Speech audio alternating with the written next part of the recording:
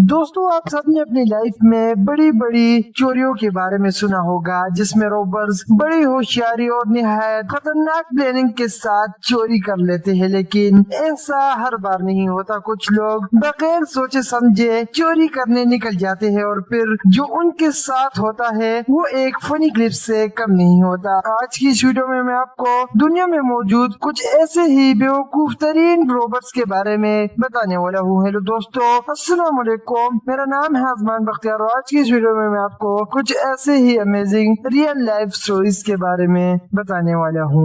Number 1, दोस्तों, robbery करने से पहले चोर अपने फेस को छुपा देते हैं ताकि उनकी आइडेंटिटी जाहिर ना हो सके। लेकिन ये दो बेवकूफ चोर चोरी से पहले मास्क पहनने के लिए साइड पे आते हैं और कैमरे के सामने ही मास्क पहन लेते हैं, जहाँ से उनका फेस आसानी से पहचाना जा सकता है।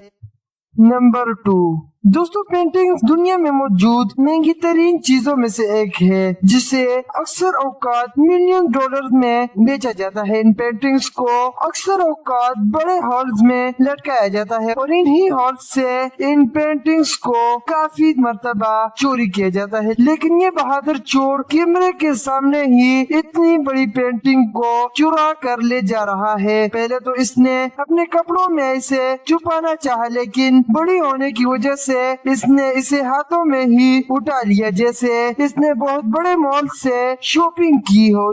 दोस्तों, वीडियो का ये तसलसल जारी रहेगा, लेकिन उससे पहले आपसे एक छोटी सी गुजारिश है। अगर आपने अभी तक हमारा डॉट टीवी सब्सक्राइब नहीं किया तो मेहरबानी करके इसे सब्सक्राइब कर ले और साथ में लगे बेल आइकन को प्रेस कर ले, ताकि फ्यूचर में आने वाली हमारी तमाम इंफॉर्मेटिव वीडियोस की नोटिफिकेशन आपको बर वक्त मिलती रहे।